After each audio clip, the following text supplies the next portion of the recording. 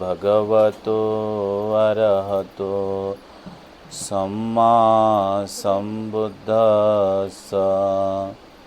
नमो तस्स भगवतो अरहतो सम्मा सम्बुद्धस्स। नमो तस्स भगवतो अरहतो सम्मा सम्बुद्धस्स। सब्बे सत्ता सुखी होन्तु सब्बे होन्तु चखेमिनो। सब्बे भद्राणि पश्यन्तु मा किञ्चित् दुःखमागमा मा किञ्चित् पापमागमा। महान कारुणिक तथागत सम्यक संबुद्ध भगवंताचा सुविख्यात सद्धम्म, भगवंताचा सदा पूजनीय आर्य श्रावक संघ या तिन्ही रत्नांना सर्वप्रथम अभिवादन करतो। आपल्या सर्वांचे उद्धारकर्ते, भारतीय राज्यघटनेचे शिल्पकार, परमपिता पूज्य बोधिसत्व गुणोपेतंग डॉक्टर बाबासाहेब आंबेडकर यांच्या समग्र धम्मक्रांतीमध्ये संपूर्ण जीवन समर्पित करून आज श्रद्धावान गायकवाड परिवार यांनी मानवी मनामध्ये श्रद्धा बल उत्पन्न करून आज आपल्या राहत्या घरी 2 बुद्धपुत्रांना आमंत्रित करून सुंदर असं भोजनाचं दान देऊन आपल्या घरी बुद्धपूजा परित्राण पाठाचं आयोजन केलेलं आहे। त्या निमित्ताने उपस्थित सर्व श्रद्धा बुद्धी शील संपन्न धम्म उपासक उपासिका आपल्या सर्वांच्या प्रती अनंत अनंत मंगल मैत्री आशीर्वाद भावना व्यक्त करतो।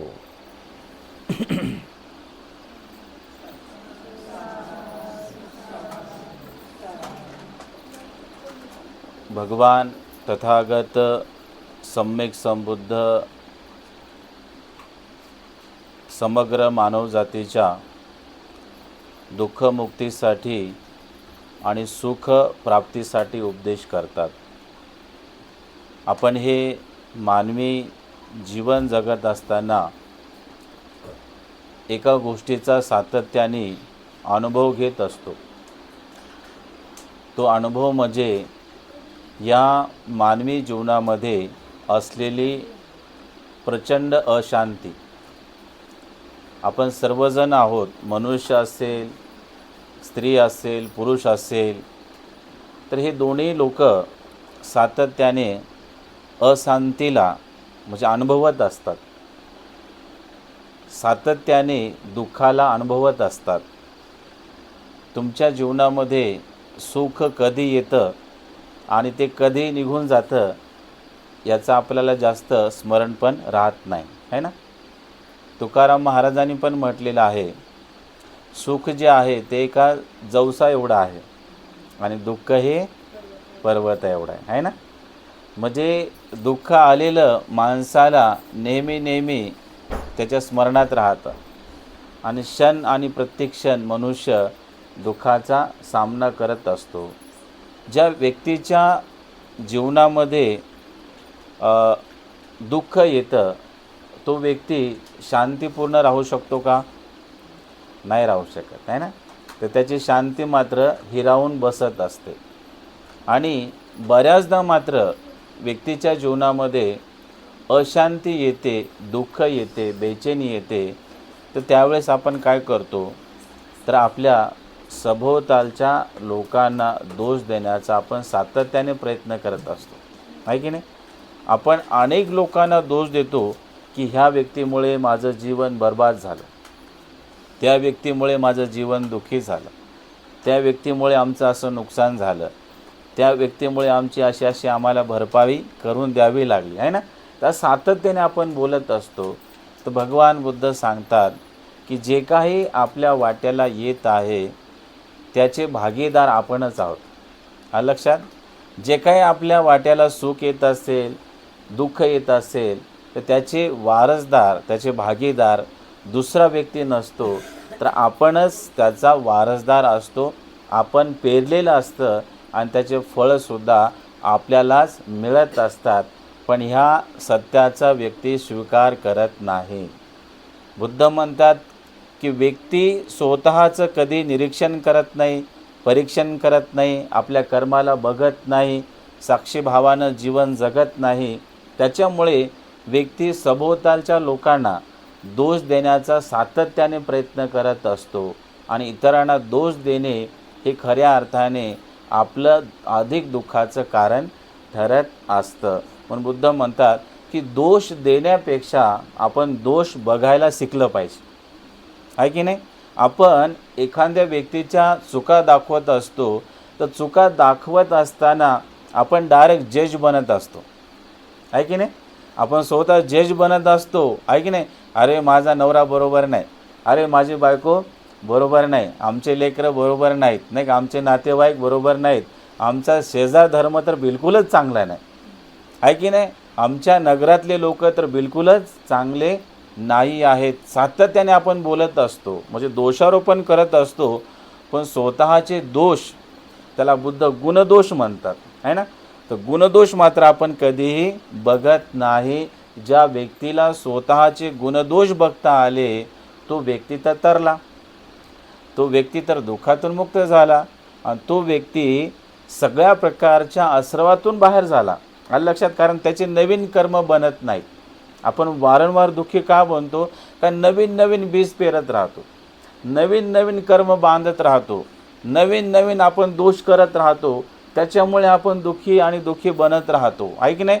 काही काही लोक म्हणतात की माझा भूतकाळही दुःखामध्ये गेला आणि वर्तमान काळी दुःखामध्ये चालला आणि भविष्यकाळ तर कोणं पाहायला म्हणतात तेही तसंच जाणार आहे की नाही. ते साक्षीदार बनतो कारण त्याचे कर्म त्याला साक्षी देतात, आहे की नाही. एखादा पुण्यशील व्यक्ती असेल, पुण्यवान व्यक्ती असेल, शीलवान व्यक्ती असेल, नाना तऱ्हेचं शुद्ध आचरण करणारा व्यक्ती असेल, तर तो म्हणतो का की माझा भूतकाळ दुःखी होता? नाही का, तो म्हणत नाही, नाही का. तो काय म्हणतो की जे माझं लाईफ गेलेलं आहे, नाही का, 10 वर्षाचं, 50 वर्षाचं, 80 वर्षाचं, तो काय म्हणतो की माझं पूर्वीचं लाईफ सुखाचं, आनंदाचं, यशाचं आणि भरभराटीचं गेलेलं आहे आणि वर्तमान काळामध्ये या क्षणी मी आता पण सुखी आहे आणि भविष्य काळामध्ये सुद्धा मी सुखी समाधानीच बनणार आहे. तो अशी साक्षी का देतो? कारण त्याचे कर्म त्याला माहिती असतात. आलं लक्षात.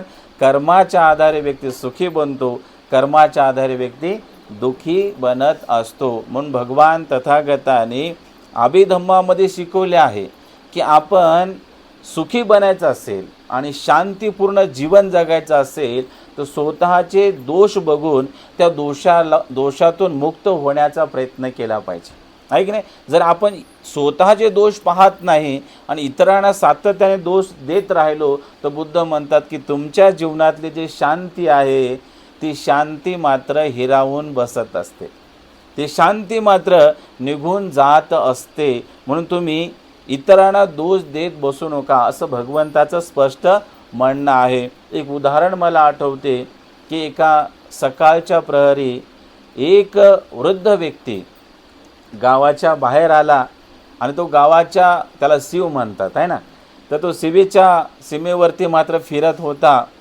आणि फिरता फिरता एक सकाळच्या प्रहरी एक तरुण मुलगा घोड्यावर बसून दुसऱ्या गावावरून या गावावरती आला आणि आल्याच्या नंतर तो व्यक्ती त्या वयोवृद्ध व्यक्तीला भेटतो.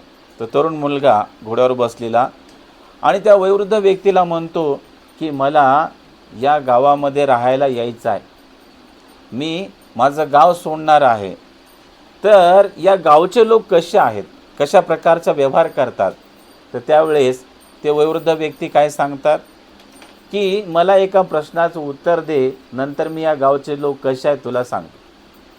तो म्हणाला की विचारा काय आहे तुमचा प्रश्न. तर ते वयोवृद्ध व्यक्ती त्या तरुण मुलाला विचारतात की तू ज्या गावावरून आलेला आहेस त्या गावचे लोक कसे आहेत, त्या गावच्या लोकांचा व्यवहार कसा आहे, त्यांचं वागणं कसं आहे, त्यांचं बोलणं कसं आहे, हे तू मला आधी सांग.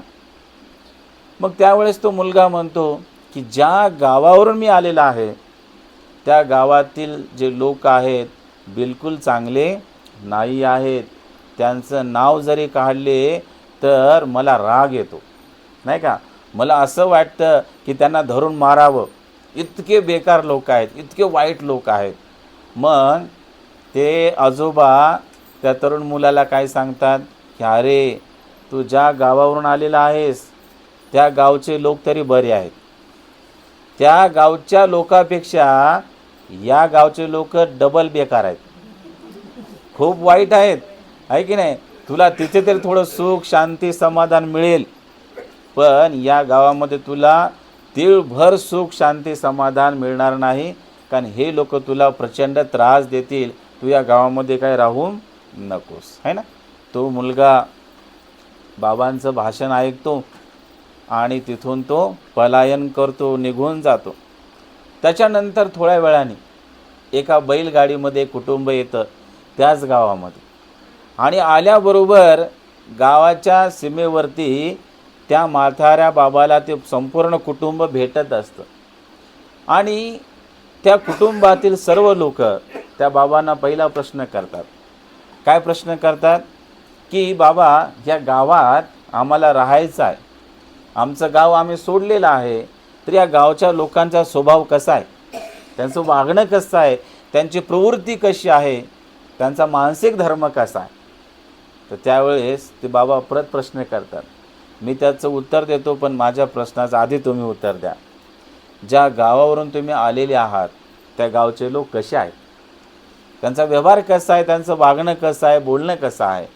तर त्यावेळेस ते संपूर्ण परिवार त्या बाबांना काय सांगतात, त्या बाबांना सांगतात की ज्या गावावरून आम्ही आलेले आहोत त्या गावातील सर्व लोक कसे आहेत, अतिशय प्रेमळ आहेत. आलं लक्षामध्ये.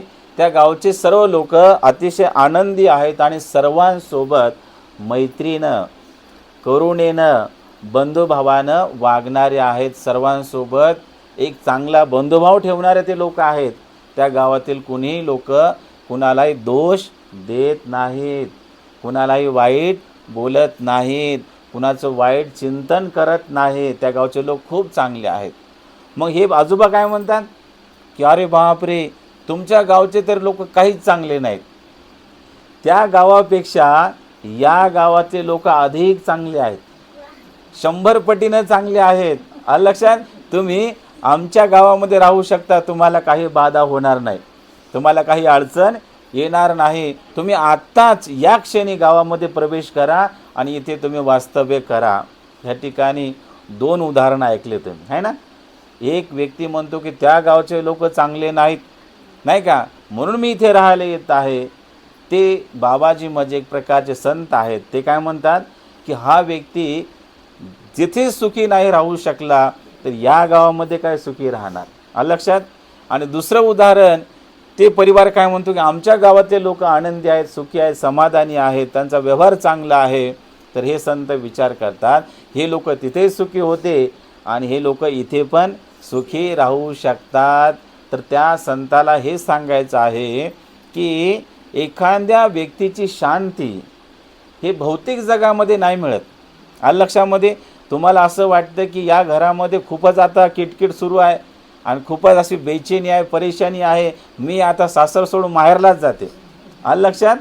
जर तुमचे कर्म चुकलेले असतील तर माहेरामध्ये सुद्धा तुम्हाला नरक यातना भोगाव्या लागतात, आणि तुमचे कर्म सुधारलेले असतील तर तुम्हाला सासरीसुद्धा स्वर्गसुख मिळत असते, समाजातसुद्धा स्वर्गसुख मिळत असते. जागा चेंज करून माणसाला शांती मिळत नाही, सुख मिळत नाही, समाधान मिळत नाही. तर तुमच्या शुद्ध आचरणाच्याद्वारे तुम्हाला सुख शांती समाधान ऐश्वर्य मिळत असते. तुमच्या मनाची अवस्था बदलली, तुमची मनोप्रवृत्ती बदलली की माणूस बदलला, आणि माणूस बदलला की त्याच्या पायावरती सर्व प्रकारचं वैभव लोळत असते. लक्षामध्ये सर्व प्रकारची भोगसंपदा त्या व्यक्तीला याच जीवनामध्ये प्राप्त होत असते.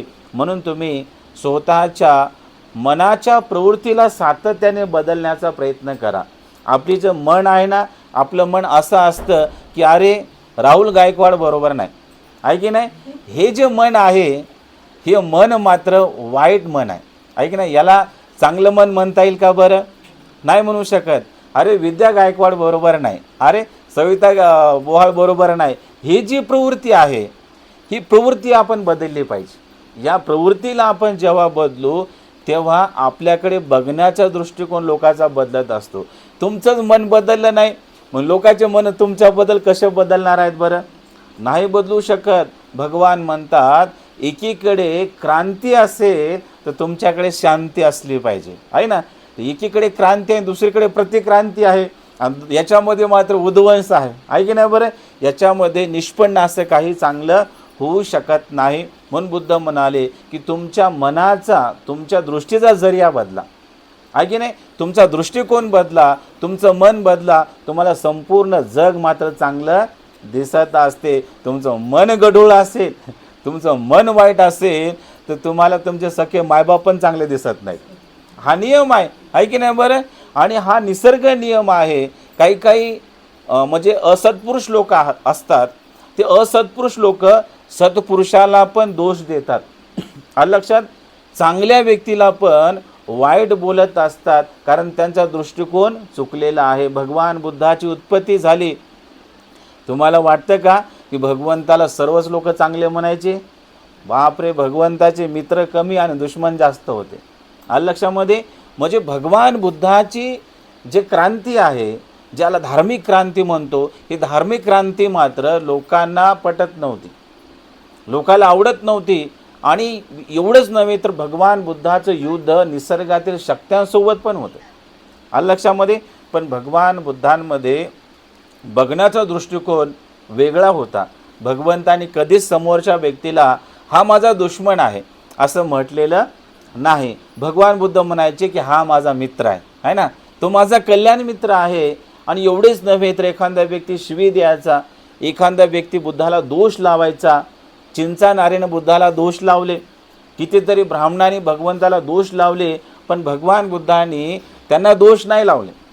भगवान बुद्ध म्हणायचे अविद्या पचया संखारा, अविद्येमुळे त्यांच्यामध्ये संस्कार उत्पन्न झाले आहेत आणि ते अविद्येचे संस्कार बाहेर येत आहेत, आहे की नाही. बुद्ध म्हणाले हे अज्ञानामुळे बोलत आहेत लोक, त्याच्यामुळे मी त्यांना काही दोष लावत नाही. देवदत्ताने भगवंताला जिवंत असेपर्यंत मारण्याचा प्रयत्न केला.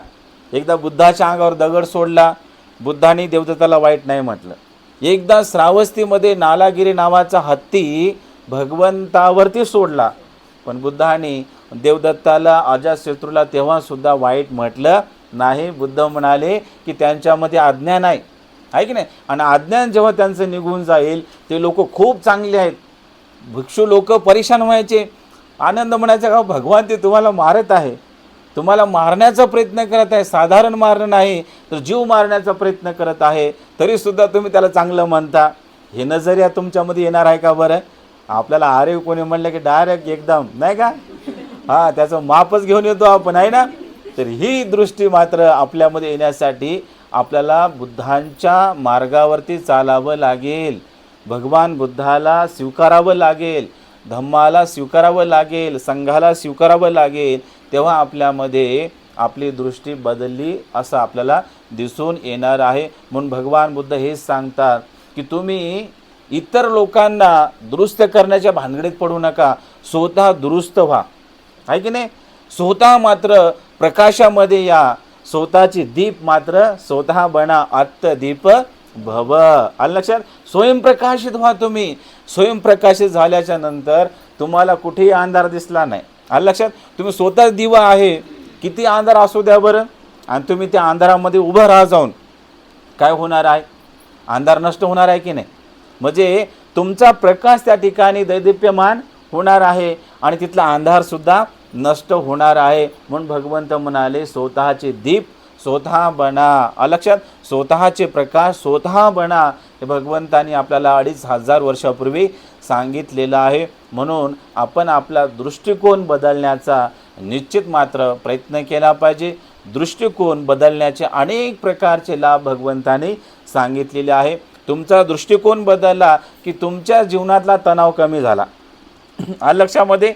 तुमच्या जीवनातलं टेन्शन कमी झालं, दृष्टिकोन बदलला की तुमच्या जीवनातलं दुःख, हैराणी, परेशानी, बेचैनी सगळ्या गोष्टी कमी होणार आहे, ते वाढणाऱ्या नाही आहेत. आलं लक्षात? एखादा बाप असतो आणि त्याचा मुलगा बिघडलेला असतो, नाही का, त्याला इतकं दुरुस्त करण्याचा प्रयत्न करत असतो, तो मुलगा काय दुरुस्त होत नाही, नाही का.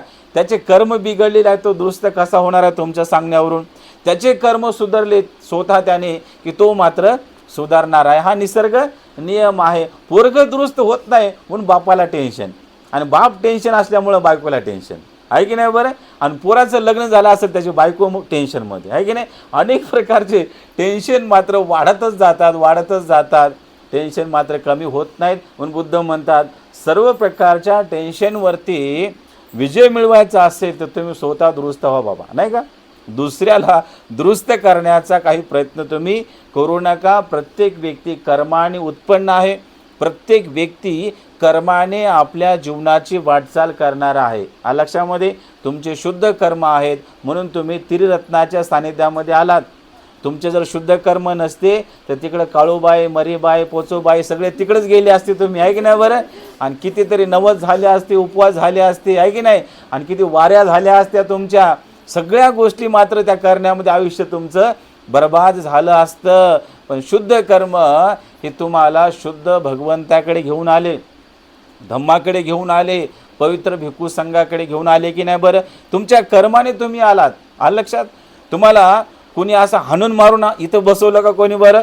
नाही बसवलं, आहे की नाही बरं? अजिबात नाही. गायकवाड परिवारावरती काय जबाबदारी होती का तुम्ही आज भंतेला बोलवलंच पाहिजे? अनिरुद्ध भंतेला बोलवा, बुद्धवंश भंतेला बोलवा, नाही बोलतो बघून घेतो, असं कोणी काय म्हटलं का बरं? नाही, कोणीच काय म्हटलं नाही. पण तुमची अंतर्मनामध्ये असलेली श्रद्धा, तुमचे कुशल कर्म ह्या गोष्टी तुम्हाला करण्यासाठी भाग पाडत असतात. निश्चितच तुमचा दृष्टिकोन हा बदललेला आहे, तुमच्या मनाची अवस्था बदललेली आहे. मन हे तुमचं पवित्र आहे, निर्मळ आहे, शुद्ध आहे. म्हणून सातत्याने चांगले कर्म तुम्ही करत असता.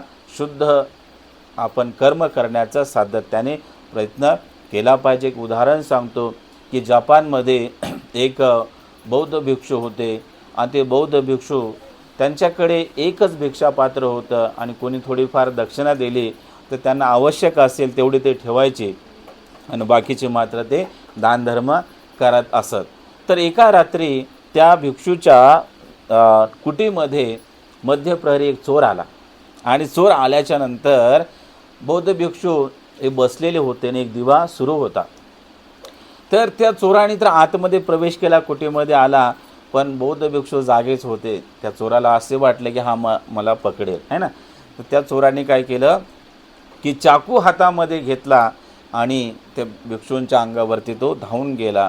तर त्यावेळेस ते भिक्षू म्हणाले की तुला चाकू काढण्याची काही आवश्यकता नाही आहे, तुला कोणी इथे पकडणार पण नाही आहे आणि तुला कोणी शासनाच्या हातामध्ये पण देणार नाही आहे, तू काय घाबरू नकोस, नाही का. तर त्यावेळेस तो चोर म्हणाला की ठीक आहे, पण मी एक चोर आहे, नाही का, तर मी चोरी करण्यासाठी तुमच्या घरी आलेला आहे. तर त्यावेळेस ते भिक्षू म्हणाले की तुला काही शोधायची आवश्यकता नाही आहे, माझ्याकडे 10 रुपये आहेत, हे 10 रुपये मात्र मी तुला देतो, नाही का, आणि तू त्याचा स्वीकार कर आणि तो सुखरूप जा म्हणे, काही टेन्शन घेऊ नको. आणि तुला जर ह्या गोष्टीवर विश्वास नसेल तर तू काय कर म्हणे की माझ्या या कुटीमध्ये तलाश कर, काहीतरी शोध म्हणे, तुला काही दिसते का बघ. तर ते चोर सगळीकडे बघतो, तर भिक्षूकडे काय असणार बिचाऱ्याकडे, नाही का, 2 चिवर असतात, एक भिक्षापात्र असतं, नाही का, एक वस्त्रा असतो, एक पाणी गाळायचा कपडा असतो, पाणी पिण्याचा एक ग्लास असतो, नाही का, अतिशय 5-6 वस्तू त्या बंदजीकडे असतात. काहीच सापडत नाही. मग ते 10 रुपये घेतो आणि तो निघत असतो.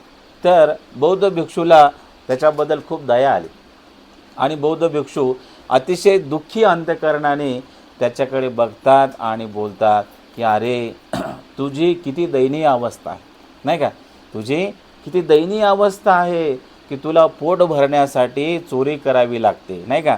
मी जर श्रीमंत असतो तर मी तुला खूप सारं धन दिलं असतं आणि तुझी चोरी थांबली असती, नाही का.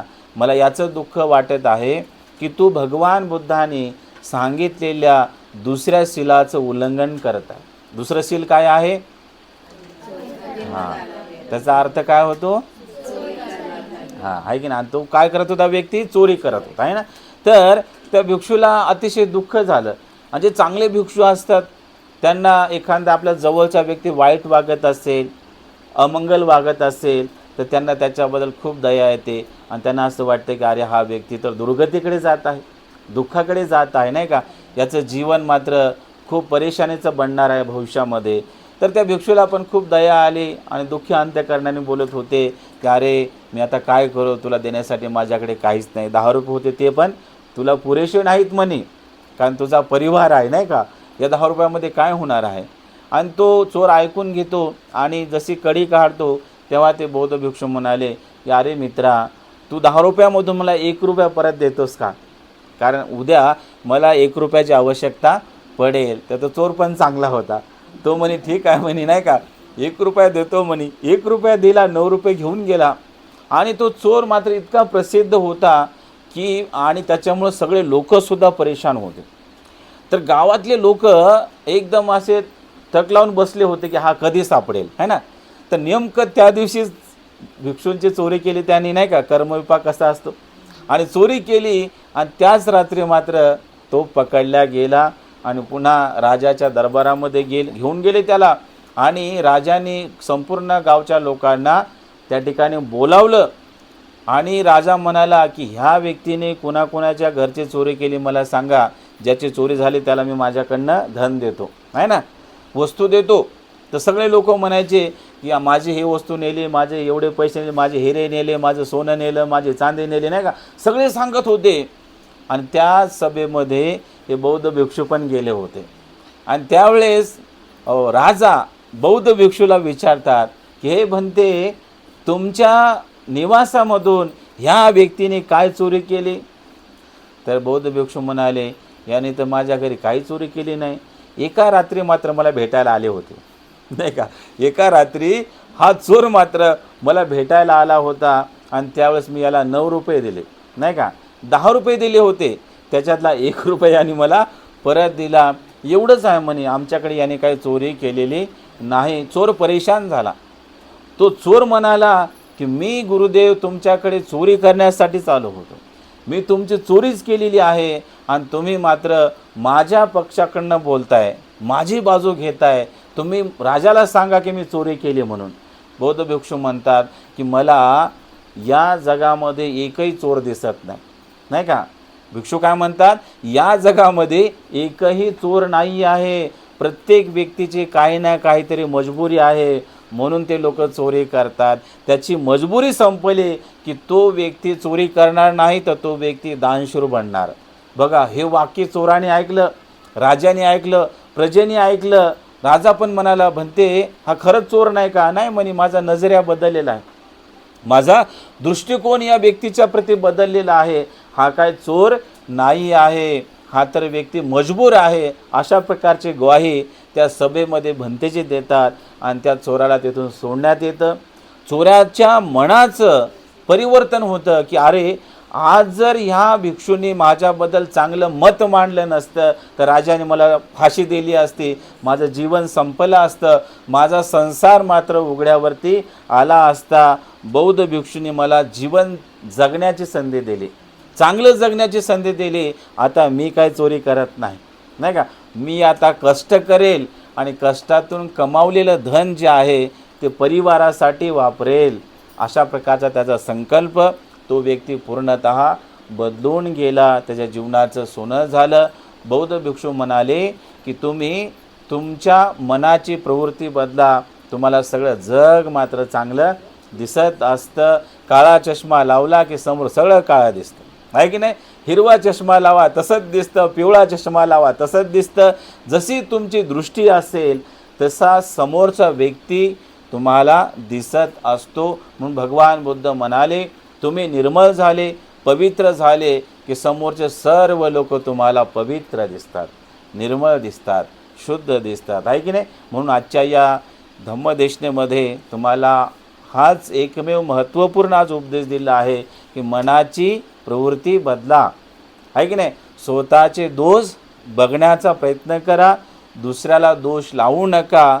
हे भगवंताचे शिकवण आजच्या या देशनेमध्ये तुम्हाला दिलेली आहे. निश्चितच या देशनेचं तुम्ही चिंतन कराल आणि या देशनेला आचरणात आणण्याचा प्रयत्न कराल असा आशावाद या ठिकाणी बाळगतो. आणि आज गायकवाड परिवाराने खूप श्रद्धापूर्वक पूजनीय भिक्खू संघाला घरी आमंत्रित करून सुंदर असं भोजनाचं दान दिलेलं आहे. त्रिरत्नाची वंदना केलेली आहे, परित्राणपाठ श्रवण केलेलं आहे. हे महान असं पुण्य आहे. तर हे पुण्यकर्म आईंच्या आरोग्यासाठी, त्यांच्या हितासाठी, सुखासाठी आणि संपूर्णच परिवाराच्या मांगलिकासाठी सहाय्यक ठरो आणि संपूर्ण परिवाराची या कुशल कर्माच्या द्वारे प्रगती होत राहो आणि आपल्या हातून अधिक आणि अधिक त्रिरत्नाची, बोधिसत्वाची, यातिगणांची सेवा घडत राहो असा आशीर्वाद या ठिकाणी व्यक्त करतो आणि वेळेच्या अभावी इथेच थांबतो. भवतु सब मंगलं, सर्वांचे मंगल हो. बुद्धं नमामि, धम्मं नमामि, संघं नमामि.